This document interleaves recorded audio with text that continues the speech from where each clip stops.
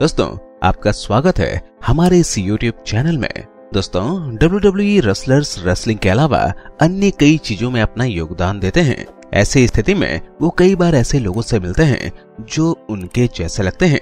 ये रेसलर्स हो सकते हैं, फैन हो सकते हैं या फिर फिल्मी सितारे भी हो सकते हैं। फिल्म से जुड़े सितारे हम सब आए दिन देखते हैं और इनके कारण हमारा मनोरंजन भी होता है। वैसे ये कहा जाता है कि हर इंसान के साथ हम शक्ल होते हैं और हर इंसान उनमें से कुछ एक से जीवन में जरूर मिलता है। ऐसे कई रेसलर्स हैं जिनकी शक्ल फिल्मी सितारों से मिलती है और इस वीडियो में हम आपको ऐसे ही 10 रेसलर्स के बारे में बताने वाले हैं जिनकी शक्लें काफी मेल खाती हैं। तो चलिए शुरू करते हैं। WWE सुपरस्टार जैक राइडर और ब्रैडली कूपर।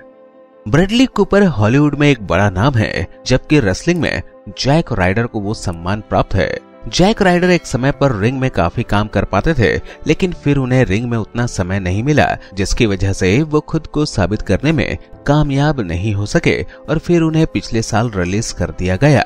ब्रैडली कूपर एक प्रचलित स्टार हैं और उनकी film a star is born को हाल में काफी प्रसिद्धि मिली थी। इन दोनों ने रिंग में या रेड कारपेट पर कभी एक दूसरे का सामना नहीं किया है, लेकिन अगर ये एक साथ आए तो ये पहचानना थोड़ा मुश्किल हो जाएगा कि इनमें से जैक कौन है और ब्रैडली कौन है। रिक रॉस और मार्क हेनरी। रिक रॉस और मार्क हेनरी कद काठी एवं लुक्स में एक दूसरे के जैसे ही दिखते हैं। वैसे तो दोनों एकदम अलग प्रोफेशन में हैं, लेकिन इन दोनों ने WWE में बैक स्टेज एक साथ समय जरूर बिताया होगा। रिक रॉस उस सेगमेंट में नजर आए थे जब द रॉक एक लंबे समय के बाद रॉ में नजर आए थे। मार्क हेनरी एक हॉल ऑफ फेमर हैं और वो अब शायद ही रिंग में काम करेंगे, लेकिन एक माइक प्रोमो की संभावना से इनकार नहीं किया जा सकता है। ये दोनों माइक पर अच्छा प्रदर्शन कर सकते हैं और ऐसा इसलिए है क्योंकि मार्क ने एक बार अपनी स्पीच से सबको रिटायरमेंट वाली स्थिति को सोचने पर मजबूर कर दिया था, जबकि रिक रॉस एक म्यूजिकल एक्सपर्ट हैं। क्रेटोस और triple H. God of war नाम की गेम में क्रेटोस नाम का एक किरदार था जो ट्रिपल एच से बेहद मेल खाता है। ऐसी कई चीजें हैं जो इन दोनों में एक समान है, और अगर आप ये कहें कि एक गेम के किरदार को WWE के द गेम से जोड़कर नहीं देखा जा सकता है, तो ये बात कुछ हद तक मानी भी जा सकती है। वहीं अगर आप जेम्स बॉन्ड सीरीज के सीन बीन से वाकिफ हो तो आप ये जानते होंगे कि दोनों में काफी समानताएं हैं। 90 के दशक में दोनों के बाल लंबे थे और दोनों स्क्रीन पर नेगेटिव किरदार किया करते थे। इस उम्र में भी दोनों में काफी समानताएं हैं। इन दोनों ने अब तक रिंग में एक साथ काम नहीं किया है। EC3 और एंडी सैमबर्ग। EC3 और एंडी सैमबर्ग में कितनी समानता है ये आप इन दोनों की तस्वीरों में ही समझ सकते हैं। दोनों अपनी इंडस्ट्री में काफी मशहूर हैं और अपने काम को अच्छी तरह से करते हैं। यही वजह है कि फैंस दोनों के फैन हैं, लेकिन इन दोनों के बीच रिंग में कैसा काम होगा ये देखना बाकी है। EC3 पिछले साल तक WWE का हिस्सा थे, लेकिन वो अप्रैल 2020 में कंपनी द्वारा रिलीज किए गए सुपरस्टार्स में शामिल थे। ऐसे में अगर ये दोनों चाहें तो रिंग या स्क्रीन पर एक साथ काम कर सकते हैं। ये देखना दिलचस्प होगा कि ये दोनों किस तरह का काम करते हैं और उससे एंटरटेनमेंट का स्तर कितना ऊपर जाएगा। हिल स्टीलर और जस्टिन टर्नर। दोस्तों इन दोनों के बीच की समानता आप इस तस्वीर के माध्यम से देख सकते हैं। ये दोनों अपने स्पोर्ट में काफी प्रसिद्ध हैं, लेकिन एक तरह जहां टर्नर अब भी उसी टीम के साथ हैं, हीथ अब WWE का हिस्सा नहीं है। हीथ भी उन रेसलर्स में शामिल थे जिन्हें WWE ने पिछले साल रिलीज कर दिया था। अगर हीथ चाहें तो टर्नर के साथ एक मैच में काम कर सकते हैं, या अगर जस्टिन किसी दिन छुट्टी लेना चाहें तो हीथ उनकी जगह ले सकते हैं। वैसे इस समय दोनों ही अपने स्पोर्ट में व्यस्त हैं, तो ये देखना होगा कि ये दोनों कब तक एक साथ या आमने सामने होते हैं और उससे किस तरह के परिणाम देखने को मिलते हैं। एज और जेसन वर्थ। एज भले ही रेसलमेनिया में 10 साल बाद नजर आएंगे, लेकिन कोई भी इस बात से इनकार नहीं कर सकता है कि अगर एज चाहे तो जेसन वर्थ को अपनी जगह मैच का हिस्सा बनाकर वो सबको अचंभित कर सकते हैं। इन दोनों में काफी समानताएं हैं जो आप इनकी तस्वीर देखकर भी समझ सकते हैं।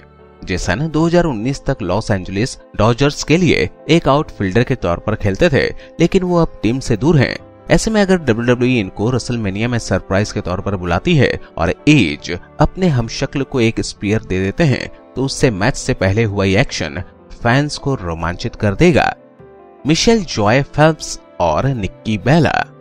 मिशेल और निक्की बेला के बीच में इतनी समानता है कि एक समय पर इसके बारे में खुद मिशेल ने जानकारी दी थी। दरअसल ऐसा हुआ कि मिशेल अपने परिवार के साथ टीवी देख रही थी जब उनके जैसे दिखने वाली एक महिला टीवी पर आई। उस समय उनके परिवार वालों को लगा कि मिशेल ने अपनी कंपनी बिना किसी को बताए बदल दी है। मिशेल ने इसके बारे में अपने ट्वीट के माध्यम से जानकारी दी थी। मिशेल बिहाइंड द ग्लव्स नाम के प्रमोशन के लिए अनाउंसर का काम करती हैं। निक्की बेला आखिरी बार WWE के शो एवोल्यूशन में नजर आई थी और वो 2020 में घोषित hall of fame induction list का भी हिस्सा है। जॉन सीना और मार्क वॉलबर्ग। जॉन सीना और मार्क दोनों ही फिल्म इंडस्ट्री का हिस्सा हैं, लेकिन जहां जॉन ने रिंग में भी एक्शन किया है, वहीं मार्क ने अब तक रिंग में एंट्री नहीं की है। मार्क रेसलिंग और खासकर WWE के बड़े फैन हैं। वो जॉन के साथ फिल्मों में तो नजर आए हैं, लेकिन दोनों रेसलिंग रिंग में साथ नहीं आए हैं। जॉन और मार्क अगर एक टैग टीम या फिर विरोधियों के तौर पर मैच लड़ेंगे तो उससे दोनों इंडस्ट्रियों को फायदा होगा। जॉन दोनों ही जगहों पर खासे प्रसिद्ध हैं, जबकि मार्क को जॉन की मदद से अपनी जगह बनाने में सफलता मिल जाएगी। मार्क रेसलिंग के प्रति अपनी रुचि को पहले ही साझा कर चुके हैं। सिजेरो और जेसन स्टेथम। सिजेरो और जेसन स्टेथम न सिर्फ देखने में एक जैसे हैं, बल्कि इनके पास एक्शन करने का दमखम भी एक समान ही है। सिजेरो जहां रिंग में एक्शन करते हैं, तो वहीं जेसन स्टेथम फिल्म स्क्रीन पर एक्शन से विरोधियों पर भारी पड़ते हैं। सिजेरो ने अपने काम को इस स्तर का बनाया है कि उन्हें एक बड़े स्तर का रेसलर माना जाता है। सिजेरो रेसलमेनिया में सेथ रॉलिंस से लड़ रहे हैं और ये उनको एक अच्छी पुश देने में कामयाब होगा। अगर ये दोनों कभी आमने सामने आते हैं तो उससे एक्शन और सिजेरो के किरदार को फायदा होगा, जो एक अच्छी बात है। वैसे भी स्विस सुपरमैन की स्विंग को जेसन कितने सेकंड तक बर्दाश्त कर पाते हैं, ये देखना होगा। रोमन रेंस और जेसन मोमोआ। रोमन रेंस और जेसन मोमोआ अलग अलग प्रोफेशन का हिस्सा हैं, लेकिन अगर ये दोनों कभी आमने सामने आते हैं तो उससे सबको एक फायदा ही होगा। रोमन रेंस इस समय स्मैकडाउन के टॉप हिल हैं, जबकि जेसन मोमोआ एंटरटेनमेंट इंडस्ट्री का एक बड़ा नाम है। यही वजह है कि इन दोनों का एक समय पर एक ही जगह पर होना सबके लिए फायदेमंद होगा। The rock Hollywood film industry का एक अहम हिस्सा है और अगर वो इस मैच को करवाने का प्रयास करें तो उससे एंटरटेनमेंट इलेक्ट्रीफाइंग हो जाएगा। सुपरमैन बनाम एक्वामैन मैच काफी अच्छा होगा और इसको लेकर फैंस भी उत्साहित होंगे, क्योंकि जेसन एक बेबी फेस के तौर पर सबको इम्प्रेस और एंटरटेन करने में सफल होंगे। तो ये थे दोस्तों 10 WWE सुपरस्टार्स जिनकी शक्ल फिल्मी सितारों से मिलती है।